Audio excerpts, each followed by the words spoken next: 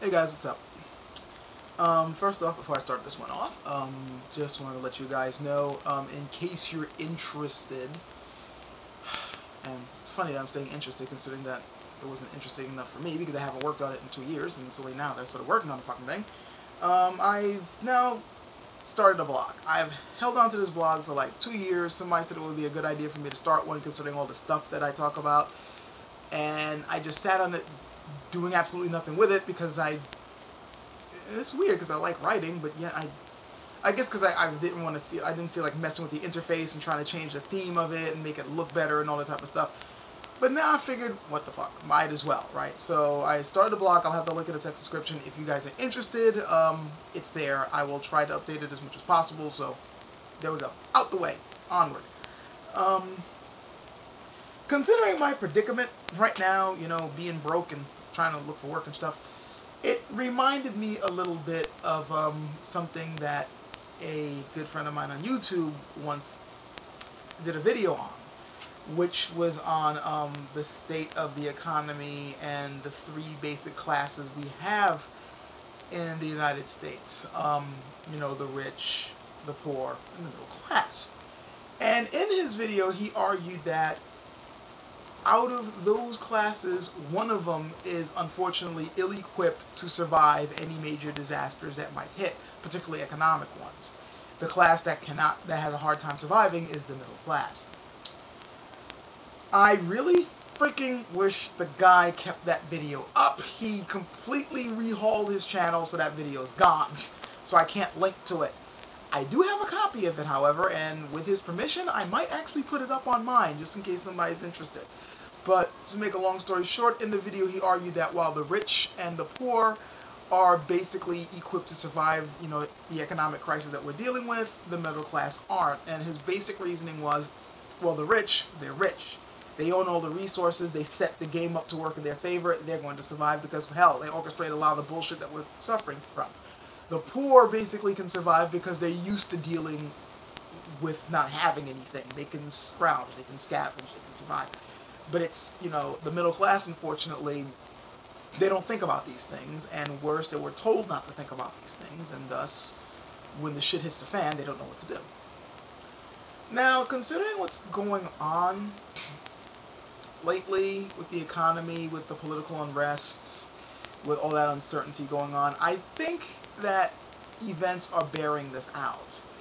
And I, for one, can speak from my own ability to try to weather the storm. I mean, yeah, right now I'm going through my own crisis, and I stand to lose the little bit that I have, but I will also admit that the things that I stand to lose are kind of working class, middle class comforts that I, busted my ass to get, and I'm still trying to bust my ass to keep.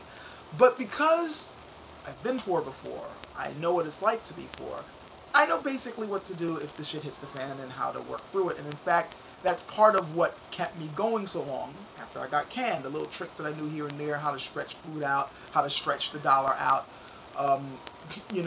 what to do in case shit happens. I have, backup plans upon backup plans in case things fall apart. And I thought about this way beforehand, and these little survival instincts have kept me going. Meanwhile, the rich, as far as, oh yeah, and before I say that, a lot of other people who are straight up poor also understand these rules as well. Trust me, a lot of them know what to deal with. The rich, on the other hand, are doing whatever the hell they can to survive also, and they've been doing this for the past several years now. It's just that people haven't been paying attention.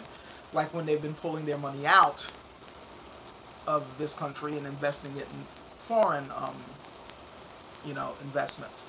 When you have people moving out of this country and having them relocate elsewhere. There was one guy in an old show, like I think it was about 2 years ago, when he was saying that he already had his children out living in Europe learning languages over there because he knew there was no future here. That's telling. Of course, that guy wasn't interviewed by American News, he was interviewed by the BBC. How they are,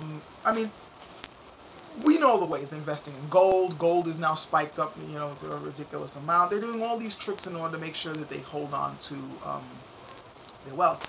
And not only that, but if you look at the political process going on, it's pretty apparent that they're doing whatever they can to keep what they have, despite the fact that it's doing damage to the nation, you know, completely. Whenever you see somebody arguing that we need to make cuts in social spending and all that, what they're really saying is, look, I'm not going to lose any money over this shit. We want my money needs to stay intact. I don't give a damn how much of it I got. I don't care how I got it it was gotten by fleecing you motherfuckers. You motherfuckers gonna have to fit the bill. You're peasants. You're supposed to be shouldering responsibilities anyway. I'm above you motherfuckers. You deal with this. That's what they're saying. And no matter how much you're gonna get some, you know, right-wing pundit or, you know, right-wing supporter trying to tell me otherwise, it's obvious. It's cracking me up that you support the very people that you claim to hate, but that's an argument for another time. They're doing what they can to hold on to their stuff, and they're winning. The poor know what to do to hold on to, because they already, it's not like they have stuff to lose. They've already lost mostly everything. They're used to dealing without.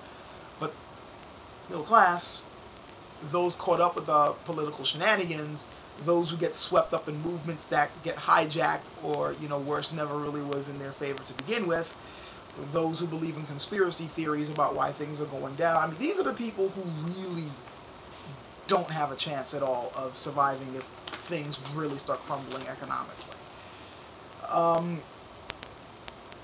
They don't know what to do when the meager stock options they have are gone, or if their 401k crashes, or if their retirement funds completely collapse, because they had planned out a future in which they didn't really have to struggle all that much. I think I've mentioned this before. You got a class of people who did everything that they were told, rather than, you know, trying to read between the lines and seeing how the game was being stacked against them. They were told, look, you go to this school, you marry this type of person, you get this type of job, you get your 2.5 kids and a dog in your house, and then you're set. That's it. You are set for life. Don't worry about a thing. Everything will be taken care of for you as long as you do these things we tell you, and of course, be the good citizen and follow the laws. And they did that. And now they're fucked, because they didn't come up with a plan. In order for you to come up with some type of plan in case things happen, you have to have a somewhat bit of rebelliousness in your head. You have to be able to go, I don't trust these people. I need to do something in case shit happens. I don't trust this situation. It can't last forever. You know, you have to have that type of mindset. And I guess it's a human trait not to really have that type of mindset. Once you put human beings in a very comfortable position, they don't want change and they don't think of change. And so it's kind of, excuse me, my kitten's jumping on me. They don't plan ahead because they don't want to think of everything crashing down. They're too used to what's going on. And the middle class have been in a very cushy position for quite some time. Maxing out their credit cards, not really thinking about it. Oh, I'll pay $50 here, $100 there. They don't really own their stuff, but they think it's there. They treat it like there. Oh, everything's cushy. I'll take care of this down the road. You know, not realizing that down the road there may be no road for them to travel. So now they're freaking out. And whenever people freak out, they get stupid. And thus you're seeing many of the movements out there that I would say they got good intentions at least, and they somewhat, at least in the beginning, understood who the enemy was, but whenever you're dealing with a bunch of stupid, freaky people, it's very easy to guide them down a ridiculous path, and that's where a lot of these guys are heading right now. They don't know which way is up right now. You can see it. Meanwhile, you got the poor going, oh shit, more of the same, get the coupons. They know. It's time, you know, we're probably going to have to go to this store instead to buy our bread instead of this store because it costs 50 cents cheaper over here.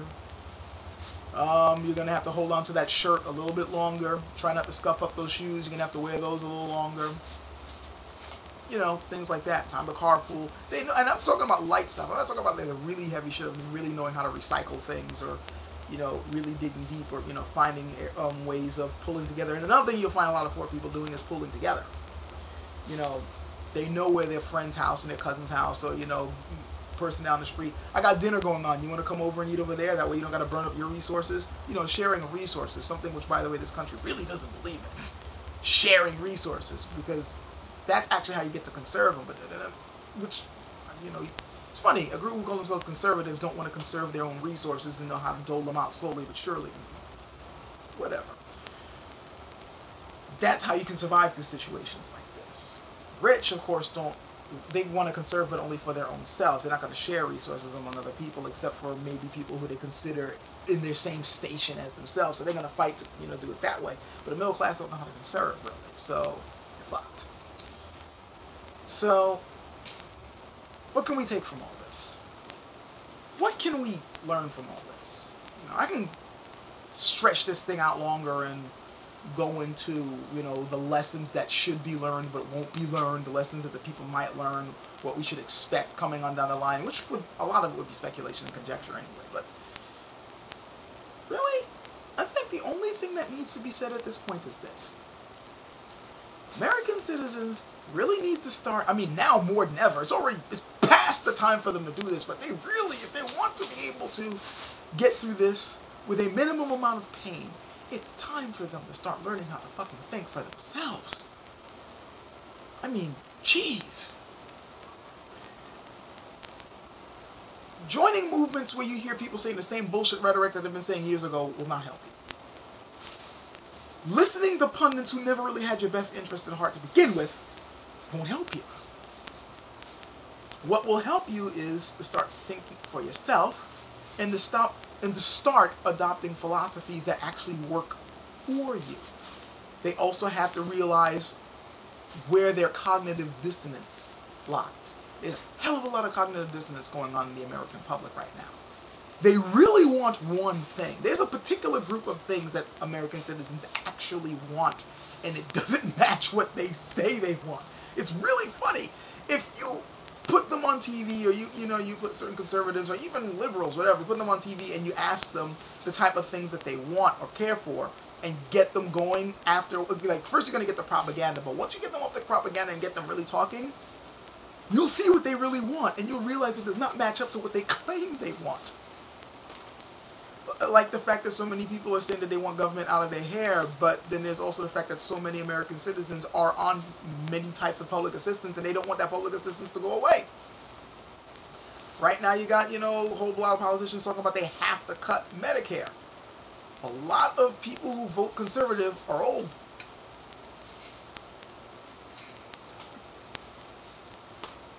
That's all I gotta say. So, yeah, it really is way past the time for American citizens to wake the fuck up. It's time for them to start thinking for themselves and really start learning start using their brains, really. That's pretty much it. Anything else that I'm going to be adding to this just stems back to that. No matter whatever else I can say about what they should be doing, whatever, it goes right back to them being able to think for themselves, to learn how to think to begin with, but to think for themselves and to stop listening to bullshit that other people tell them, including me, because hell, I could be completely wrong in this video I just put out. So, anyway, that's it. Catch you guys later.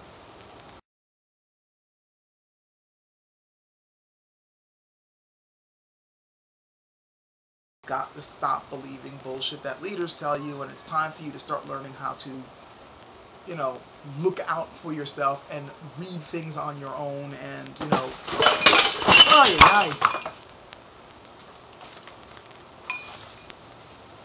This is the culprit. Right here. Right here is the culprit. You really need to start crashing into things.